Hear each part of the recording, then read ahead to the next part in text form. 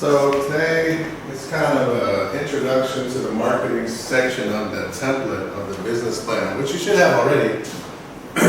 And it's not very long. This one's gonna be kind of a short one, but we'll probably do some stuff on in class before this. So. All right.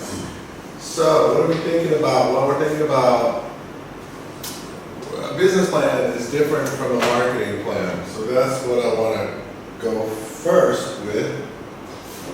How is a business plan different from a marketing plan? This video is pretty good. Let's check it out.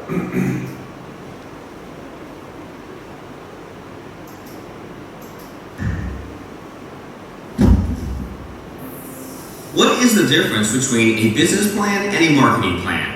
In simple terms, business plan is the outline of the business and it gives details about the markets, services, products, staff, assets, and finance. Best plan offers guidance to the owner in selecting appropriate ways for realizing the business objective. Business plan enables the owner of the business to think through in a structured and logical way and to set out the stage for achieving his objectives. Makes sure that the resources required for carrying out a strategy and the time at which it should be implemented can be easily understood by the owner and his staff. It enables the owner and his staff to clearly understand the business direction in such a way that they can work towards the accomplishment of objectives. The entrepreneur can very well plot the progress of the business against the plan. Business plan enables the entrepreneur to identify the areas that should be given more preference with respect to financial and human resource allocation. A business plan helps you to set realistic targets, short, medium, and long term, that should be aligned to the core objectives and mission statement of the business. This gives the entrepreneur the framework as to what must be achieved. On the other side, marketing plan is based on the client information, market size, sales potential, prevailing market trends, tools and resources, competitors' marketing strategies, available resources, and available capital. Once you are already in business, your next year marketing plans will include information from all quarters of your business such as sales, supply, personnel, and finance. Large businesses make do with hundreds of pages of marketing ideas, tools, resources, and plans. Marketing plan will give you a direction of what you want to do within a specified period of time and the achievements that you ought to finish by the time that period is over. A marketing plan brings together the meaning of having planned a business by offering dimension and a vision to where your business is going to be in the next year or a few years from now. A good marketing plan will also benefit you in that it provides your outside financiers with confidence that you know your market and that you know how to achieve your objectives. Your marketplace strategy needs to contain a main goal or mission statement. It also needs to contain your marketing objectives and how you plan to accomplish them. A marketing plan that works well is a beauty to behold for the business owner. Sales and high profits are the reward. Before you do anything, you need to assess the feasibility of the product, and the best way to do this is by creating it as best you can. If you do things differently but professionally, you will definitely get the attention of many professional customers.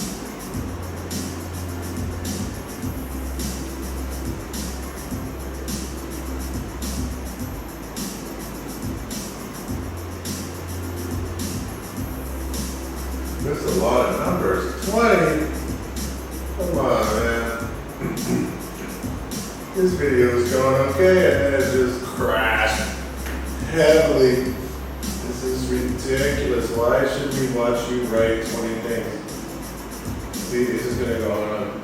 I don't think you can fit 20 things on here. You blew it. It's not gonna fit. It's 18. It's 18, dude. What do you do? You blew it.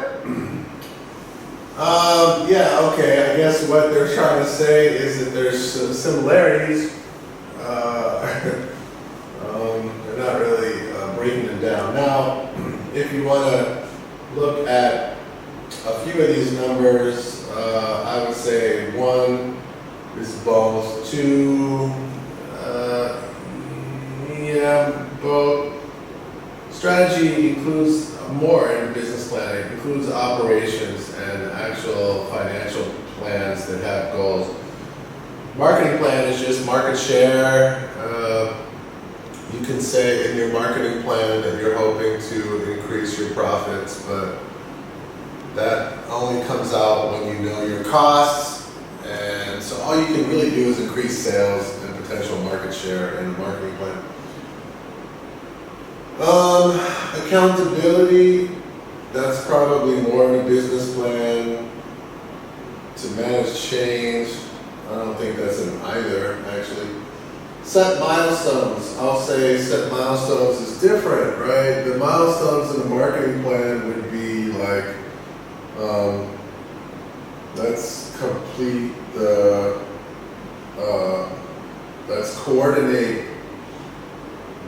The marketing plan is more about coordination. So for example, if you have a campaign where you're advertising something that is going to be a big deal, 2-for-1 sale, or some new version of your product, then you want to make sure that when you have the advertisements on TV, at the same time when you have extra product and extra inventory in the store, and then you have signs in the store that support the marketing campaign that you put on TV.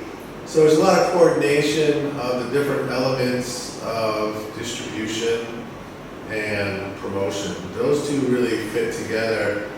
And product and price fit together too. So you have those kind of, product and price are of course positioning in the market, and distribution and promotion really have to be coordinated to fit together in, timing wise, or you will have a customer who comes to the shop and there's nothing there for them to buy. They say, oh, I saw this on TV, this new product, it's gonna be awesome. Oh, you don't have it. I think the last time I saw that was with the Cadbury Oreo thing. They had a real big problem. It wasn't, I saw the advertisement before it was available, and then I saw the distribution was really weak. And then it wasn't really that good. And then they shifted to like Oreo Cadbury Choco Pies, and they kind of got rid of the cookies, and it didn't taste very good. So there was a lot of problems with that one. The milestones in a business plan, of course, are different. The milestones in the business plan are about getting the business off the ground, hiring management, opening the business, making sure that there's finance for the business, how long does it take to break even and to make a profit and become profitable. So those are longer term, and then you get to staff turnover and all that stuff. So the milestones that you set for a business plan are much longer term and involve operations much more. Metrics means KPIs. Manage cash, that's a business plan. In the marketing plan you have a budget. You might have a budget, a marketing budget, so at the beginning of the year, the company gets X amount of money to spend, and so you have to fit your strategy into the amount of money that you have. But in the business plan, you're trying to make sure that you have enough operating money to keep going for a time period, 6 months to a year. Objective, strategy, blah, blah, blah. Avoid mistakes, that's a good one. Both plans are there to help you see the bigger picture and to not put yourself in a position where you're going to miss something critical, and that's going to cause you to fail because you didn't see it. So avoiding mistakes is pretty good. But he says 20. Is there 2 more? This guy, I can't believe he got creative. And just put it over the thing. He's like, oh, wow, I thought I could fit it. And then, that's unbelievable. Talk about innovation. That was a wacky ending to what was going quite well. Okay, so from there, like I said, it's not going to be a super long video today, but I would like to highlight, and maybe for some of you, it's kind of review now for what you should have been working on the weekend, which is using this guide, right? We're using this business plan guide. Look at all that stuff, the business. This is last of this part here, it's the summary. But we're under the business plan here, so this is the one we uploaded for all of you.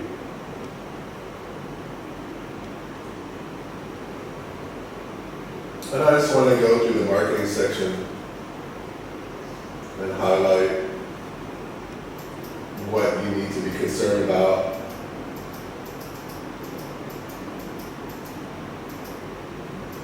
It looks really nice when it's all finished, actually.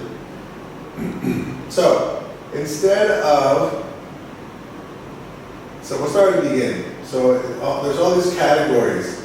This thing has parentheses. These parentheses on every section, they are there as instructions to tell you what you should add and what you should talk about in each section.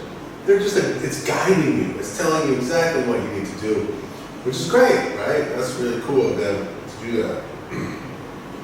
So, instead of going and showing all those crazy charts and pie charts that you did in the marketing plan, this part just asks you to discuss.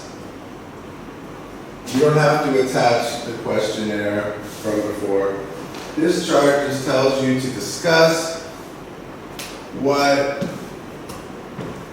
did you do? What was your research before? We did secondary research like this. We found out a few things here and there. We observed, we did observation of our competitors. We did some surveys. That's what that is. Just talk about what you did in your research. Don't have to show all of it.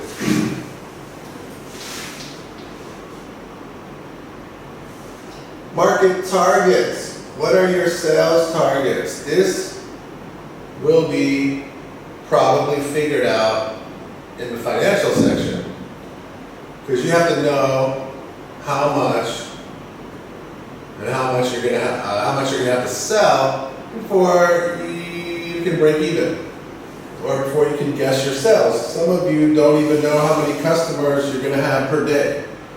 So that's how you're going to calculate it. You're going to say, oh, okay, so if I have a gym, and this gym, how many members do I need?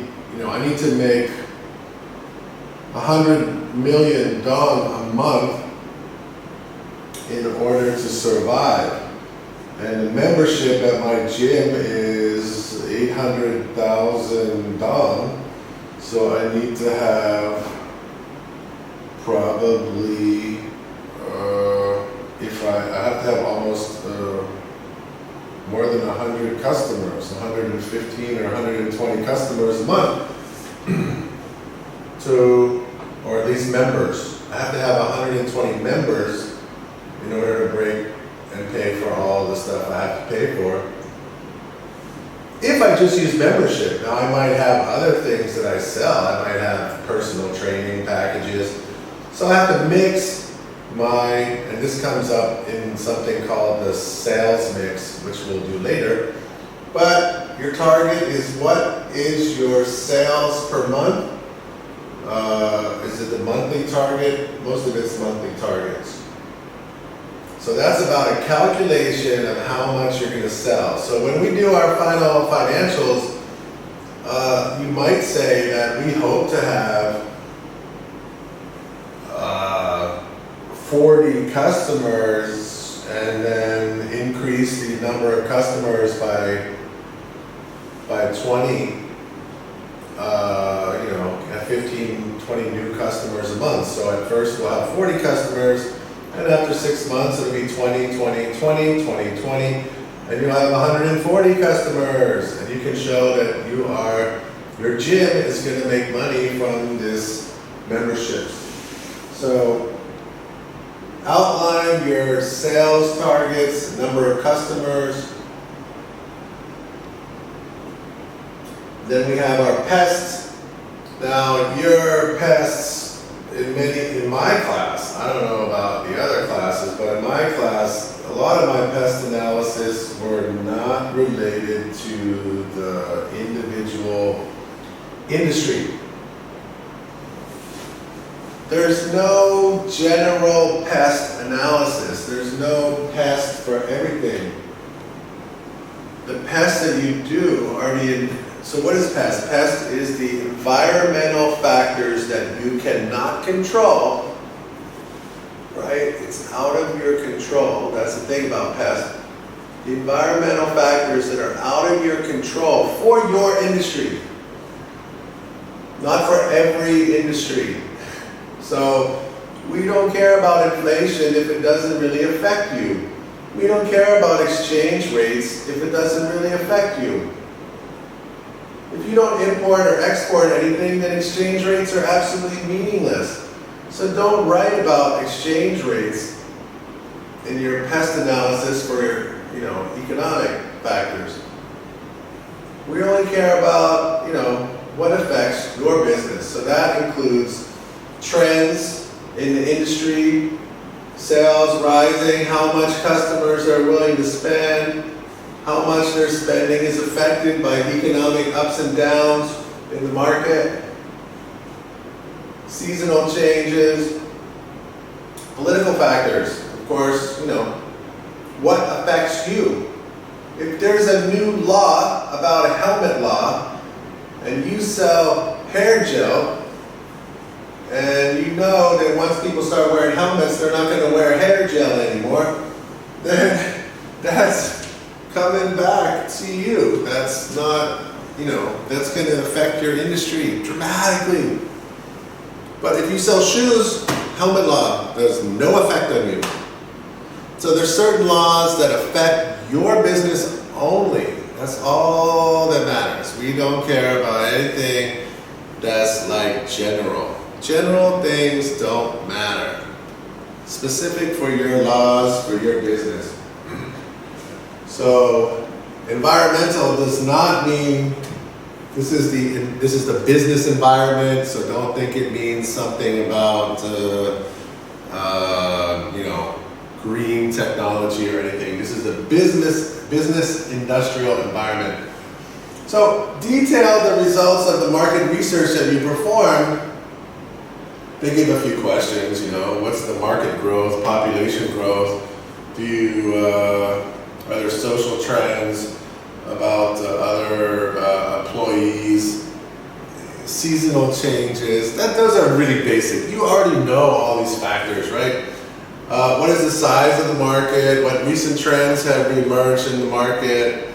Like preferences for customers can also be a social trend. What growth potential? Where do you fit in? I think that's for later, actually. So this is a summary of your pest. The most important factors of your pest.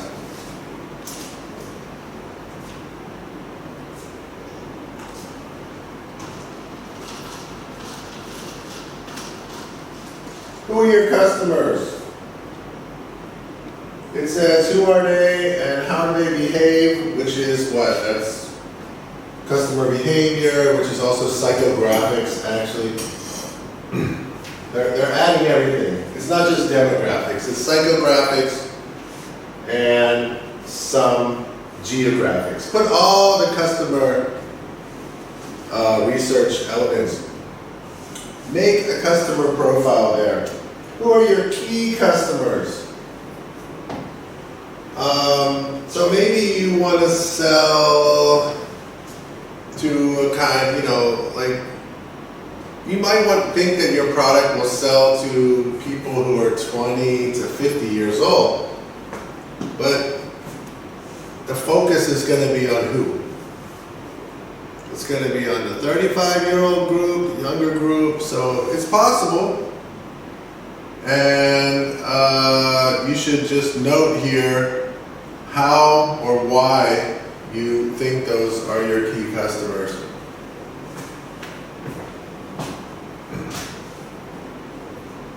I think it's a little bit early for this, but it is good that it's here. Customer management.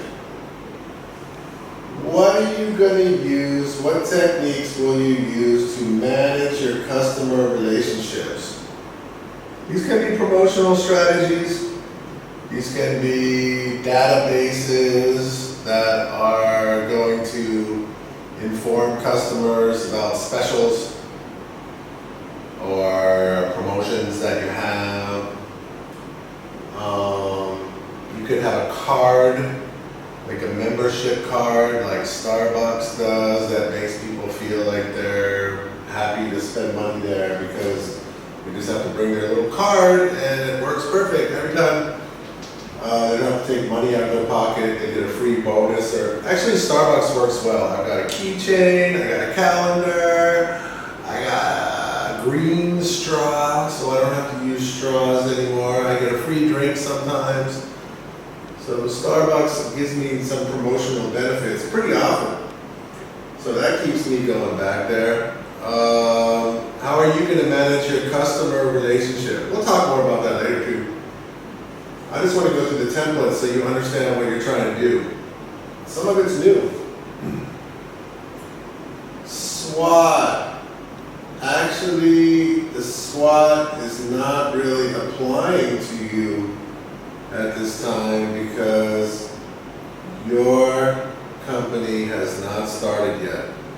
S and W, you could do a SWOT of your main competitor, that would be interesting, but you only have strengths and weaknesses when you're already operating in the market. This here, the opportunities and threats, opportunities are the things that you get from a pest analysis. The environmental factors that are going in your favor. Threats, environmental factors that are going against you. So you take, if you were to do this SWOT, which I think we have time to do, which we'll probably, maybe I'll go over that next lesson. Or maybe during the end of this lesson. You would be a business that's already going. Going means operating. And you would look at yourself in a way and be critical.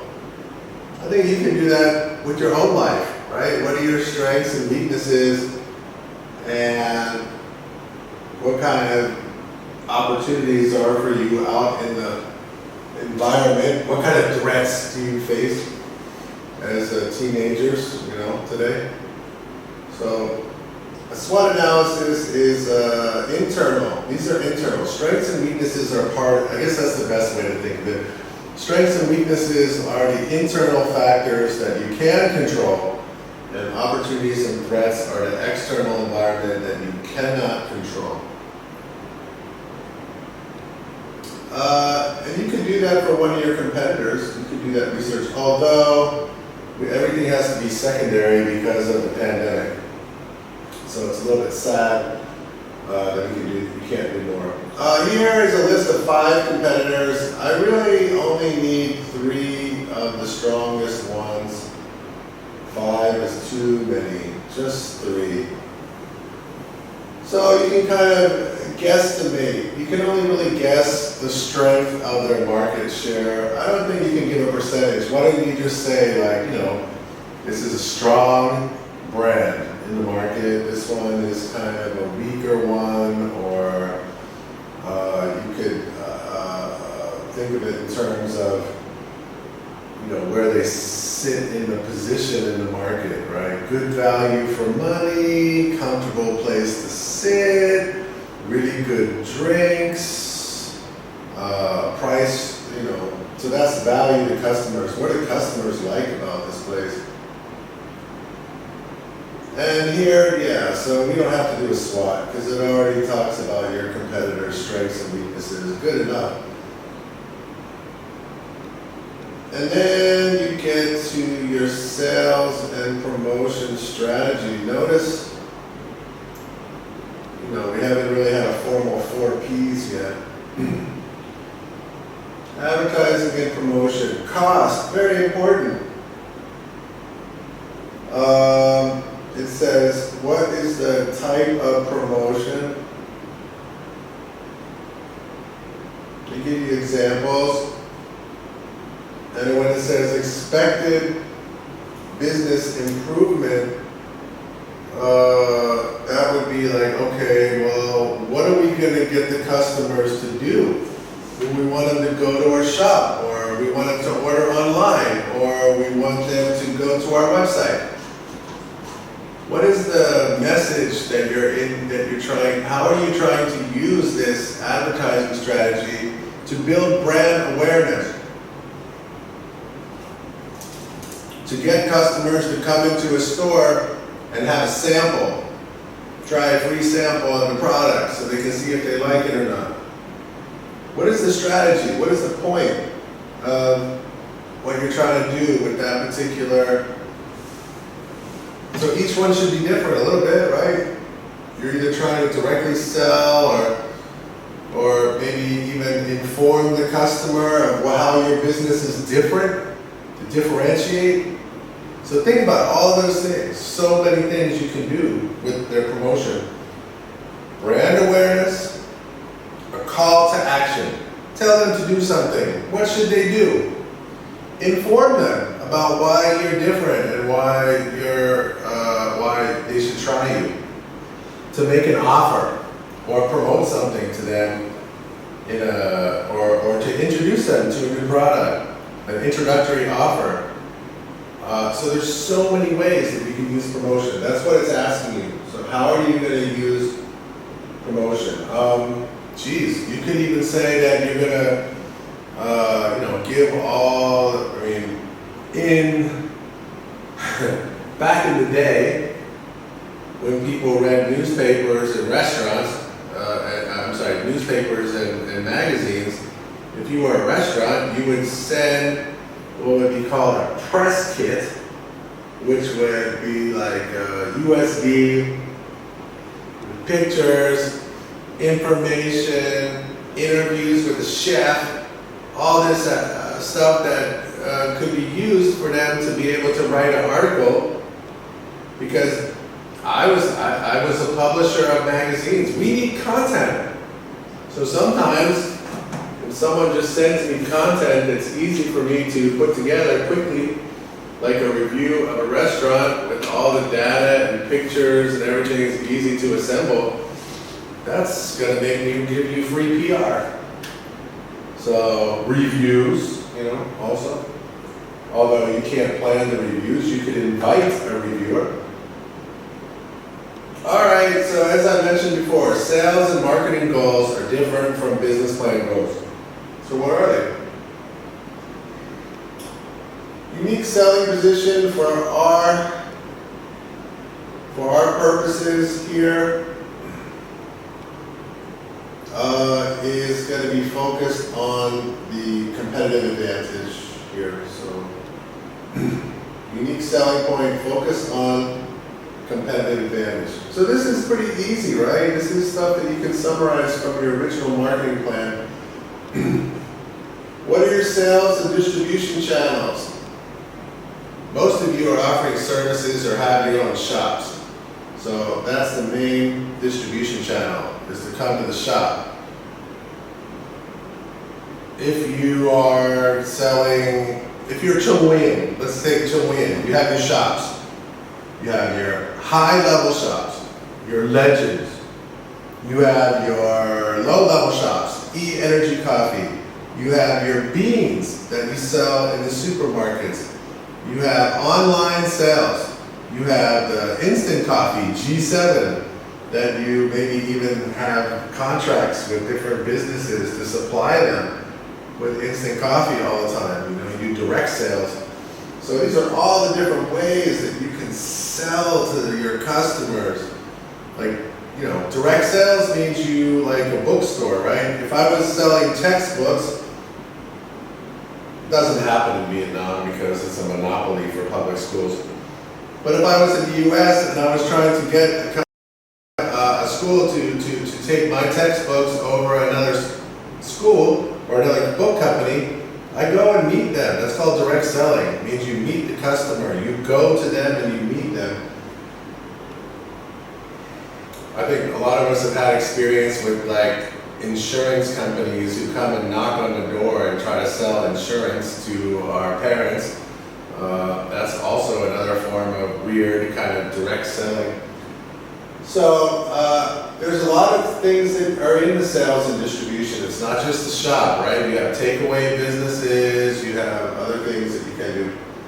So all the different things, what are the products and services? What do you think is going to be the percentage of sales from that? So if I was going to have a coffee shop, some in-store customers, some takeaway customers, and deliveries. So I might have 3 different kinds of customers, and I might guess like, well, 40% will come into the cafe, and 30% will take away, carry a cup with them, and buy it and leave, and 30% will order online. So there's different ways you can break it down. What are the advantages of this kind of sales? Is there a disadvantage? Well, disadvantage can be, let me think of a good one. Toco Coco. Toco. It's a bubble tea shop, and I went there on the Fansick Lom Street, and then I was like, well, I should not be ordering bubble tea, but I was there ordering bubble tea. I was in the mood. I had to have it. So I got there and I ordered 1 drink. And I waited about 10 minutes. And I saw that they didn't even start my drink yet. I was like, what is going on? And then I looked over on the side and there was about 10 shippers.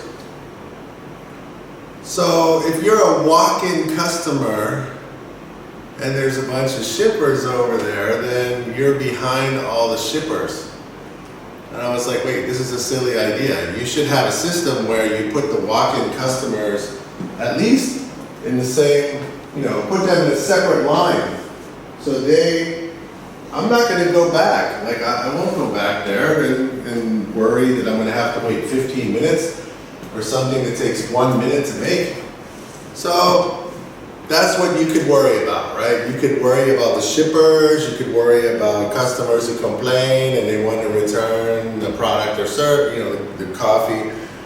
You could have bad deliveries, you could lose money on promotions. Maybe Grab Bike takes too much money from you on each sale. You could have customers who are unhappy because there's too many shippers and so they don't walk in anymore, so you don't get any walk-in traffic. So you could be crowding out other parts of your business if you choose to do that. So just up to your, thinking, up to your understanding and thinking, and try to think about what would be the advantages and disadvantages of each kind of sales.